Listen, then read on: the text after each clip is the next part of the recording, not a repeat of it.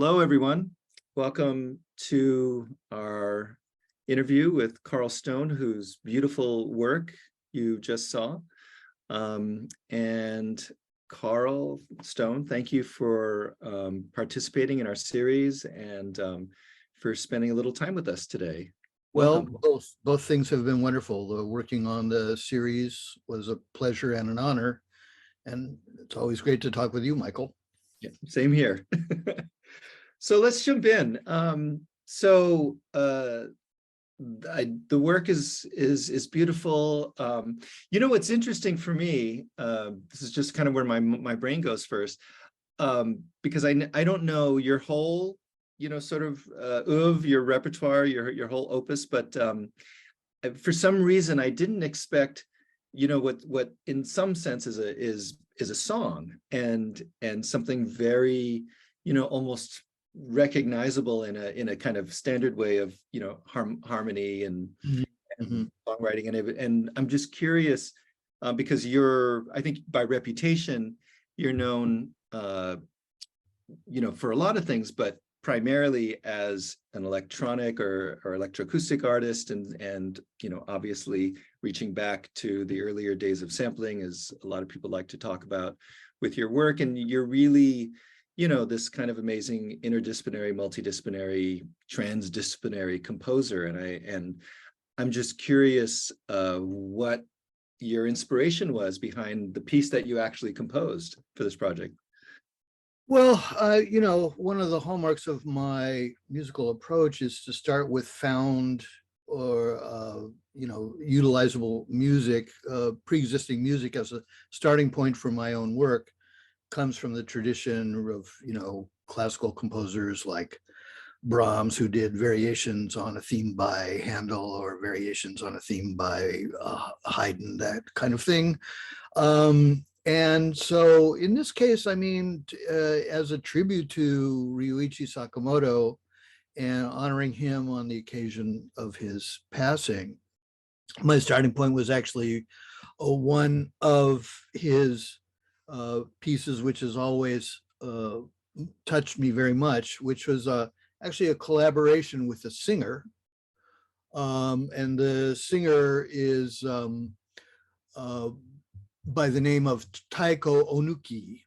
They did a project collaboration called Utao, which means a song or to sing. And one of the songs really jumped out at me because of the lyrics. And the lyrics seem to talk about a transition and to talk about the idea of travel. And it could be interpreted as simply being, travel on this earthly plane or travel in the kind of another dimension after death, perhaps. So I was attracted to the lyrics and sort of dissected the song itself using various electronic techniques, separating the piano, Ryuichi Sakamoto's piano playing, and the singing of Taeko Ohnuki, separating them out and treating them separately to create a kind of a meta song. We slow down her voice. We do various permutations and combinations of his piano playing, and then creating a kind of a chorus from this one singer's voice, using that as well, all in the service of the lyrics themselves, which are, as I say, about, going on a trip, going on a voyage, going over the mountain, training your heart, but taking your journey alone. Did you know the singer as well as Ryuichi? No, I never met.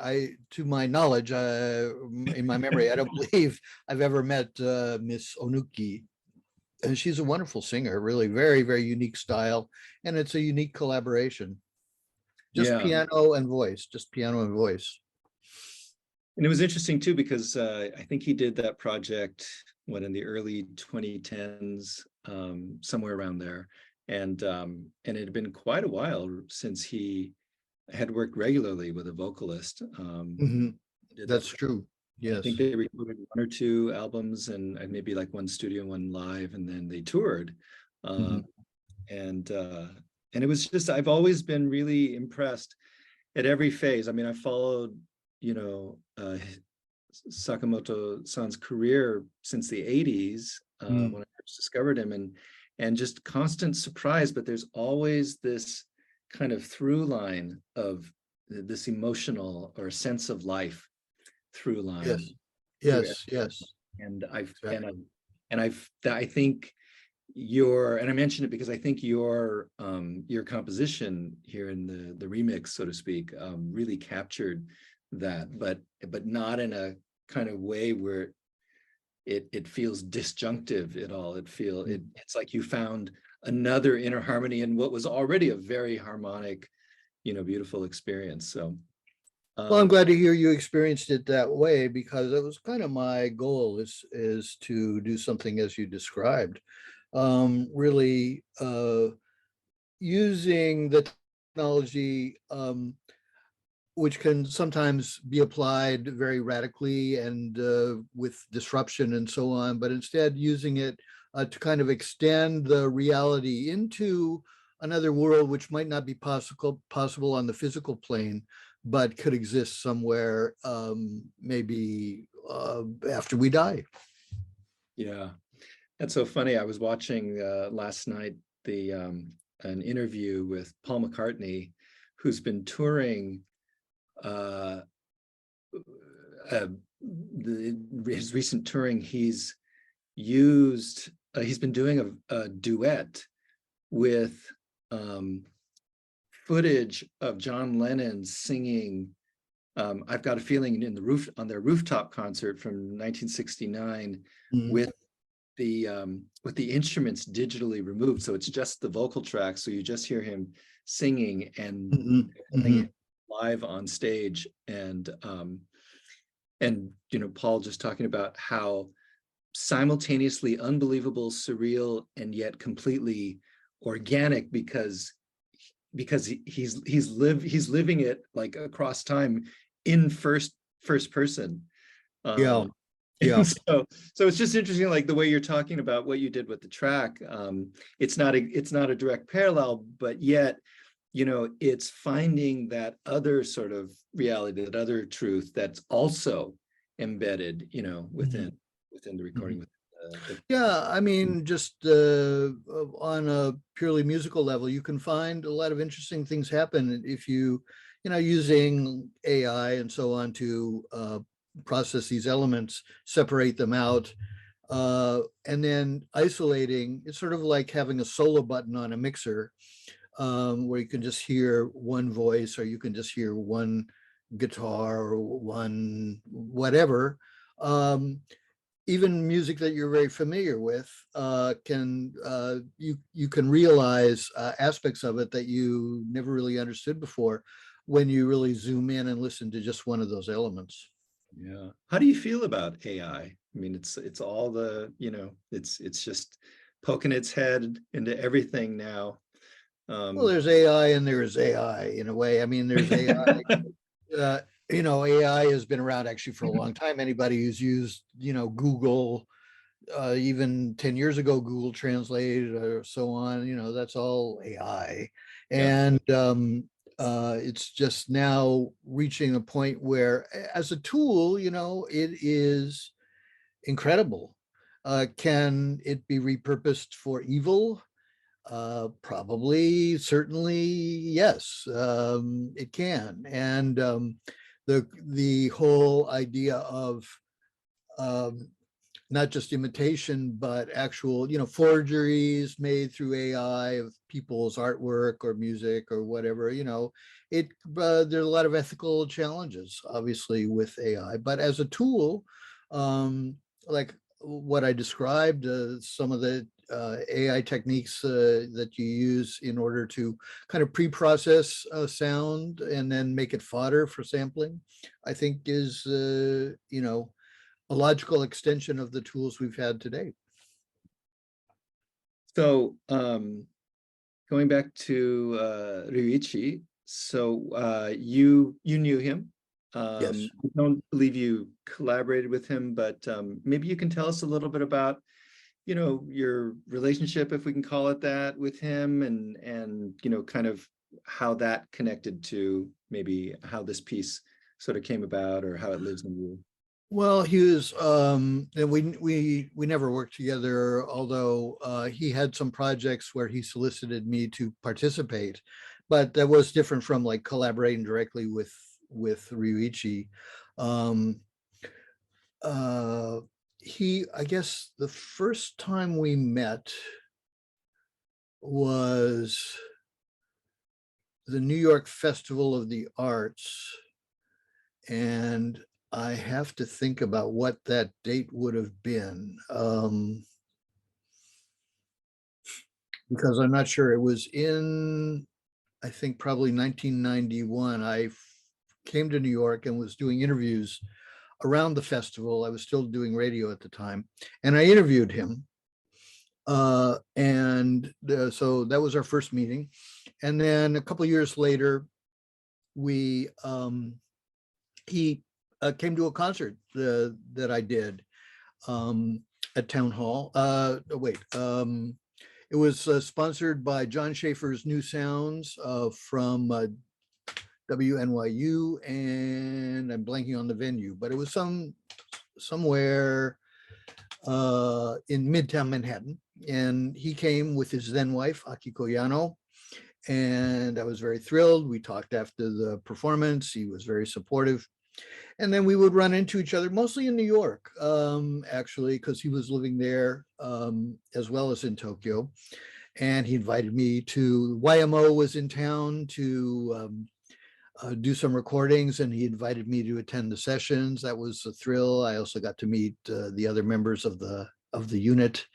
And then we, at the Whitney Biennale, we saw each other and hung out a little bit after.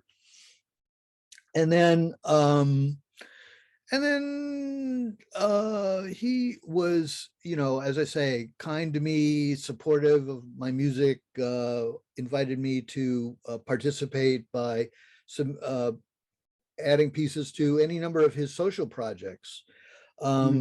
He for a long time was involved in trying to stop these horrible, I think, electricity generating plants in northern Japan. I'm blanking on the name of the project right now, but he was rallying artists to provide support. He also, of course, was an activist for peace and against nuclear power, and electrical projects that were destructive to the environment. And one of the ways that he organized protests was to invite artists to participate. And I was very happy that he asked me on a couple of occasions to submit compositions, pieces specially made for in support of these projects. So were they going on albums or fundraising? They were for radio, as I recall, radio and maybe web dissemination. This goes back actually quite a ways. Looking at my record, I met him in '96 the first time. So these projects were in the early 2000s. So then did you have any interaction with him in the last few years, or? In the last few years, last time I saw him face to face was in Tokyo at what's called a Bonenkai, which is an end of year party, small party in a wine bar in the Tomigaya area of Tokyo. And this was, I remember it was right after my second archive release came out. So that would have been about 2018 was the last time I saw him. And then, we would send notes to each other. He sent me a very nice note thanking me for, I had sent him a card and thanking me and telling me that he wasn't really up for meeting, but he is following my activities on Facebook and so on. So. Yeah, Ken was saying too that Ken Ueno was saying that that's how he first encountered him. He reached out to him on Facebook or so. I think actually Ryuichi, for whatever reason, reached out to Ken, like friended him on Facebook, which Oh, that's nice. That's nice. it was so cool that, I'm just imagining, Ryuichi Sakamoto like trolling Yeah, through his yeah, Facebook. right. And getting a friend request from Ryuichi Sakamoto, that would be a thrill. Yeah. Oh my God. So what do you have thoughts about Ryuichi's legacy? And that could be in relation to the kind of work that you make, or the part of the music world that you operate in, or just, him as an artist and, active person, in society. He was so all over the place. And so, you couldn't pin him down in any sense, or not for very long. And yet, I think for a lot of aficionados, there's also a clear through line, aesthetically, commitment wise, or even tonally. Like I listened to all his different types of music, and this is just my own personal bias.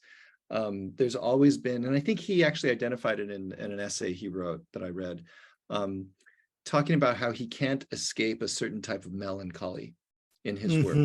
And that always, he's like, if you listen to my music, even though I'm always creating different kinds of things, that heaviness, as he put it, is always there in some fashion. Yeah, to one degree or another. But it is true that there is kind of an undercurrent of melancholy in a lot of his compositions, identifiable, and even in some of the more upbeat pieces that he's done. I mean, look, he's was a very important figure in music, especially crossing over from classical, where he was classically trained, into kind of pop, adapting technology in the 70s, which was really just coming out and figuring out ways to perform live with these,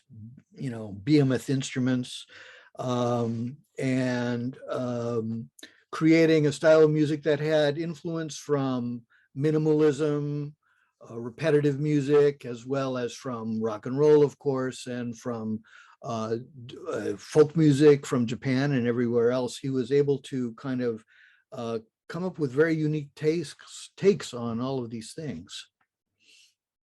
As someone yourself who, was also, experimenting, innovating, et cetera, with a lot of technologies and techniques in that era, I'm curious if you have any perspective on his early work, because I feel like that's the one, his work, his own solo work from the 70s into the 80s is what the mainstream has not caught on with yet. Yeah, and it's a shame, because I think that's where the real, a lot of his essence lies in those solo pieces, like the works he did for dance for Melissa Fenley. That was, when that came out in CD form, that was an album that was worthy of a lot more attention than it got, seems to me, because yes, he was using musique concrète techniques. He was using techniques from references to futurism, and also John Cage, as well as pop references and so on. So very, very interesting indeed. Yeah. And very important, I think, very important insofar as that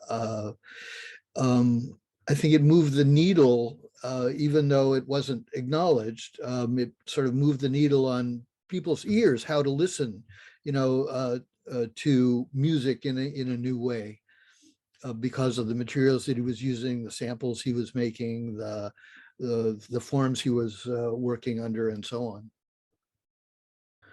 So, So any last sort of thoughts about, about Ryuichi, your piece, your work, your thoughts, feelings, him, his legacy, well, I'm anything? sorry he's, we miss him terribly. Sorry he's gone. He was a very special individual, both as a musician and an activist and a human being. Um, and also his bravery in the face of his illnesses, truly inspiring. And, obviously his memory will live long beyond what he was able to do. And I'm just really appreciative that you allowed me to contribute a small part of your excellent, tribute. For me, whether artists are still with us or not, I'm a big believer in honoring sort of their lived reality, and their embodied reality. And so Mm. it's a big priority of mine to really, include folks who had some, sort of lived connection with him in that way. So, Yeah. so thank you. Thank you. So if anyone wants to find out more about the series, they can go again to fineartscenter.com or fac.umass.edu or our YouTube channel for UMass Fine Arts Center. Carl, where can folks learn more about your work? Anywhere online? Oh, I'm at the usual locations, Facebook, Instagram. I have a website. If you search Carl Stone, you might come up with the Jamaican electoral specialist who passed away. It's a funny story. He passed away, I think, in the 80s, and he was quite famous. And I was on a subway in New York, and the guy across from me, who was probably from Jamaica, was holding the Kingston Times or whatever the name of the paper was. Carl Stone dead. Anyway, if you search Carl Stone, you can find me. Okay. All right. On that note, thanks again. And please stay tuned next week for our next installment of Sakamoto Blue Sky. Thank you, folks.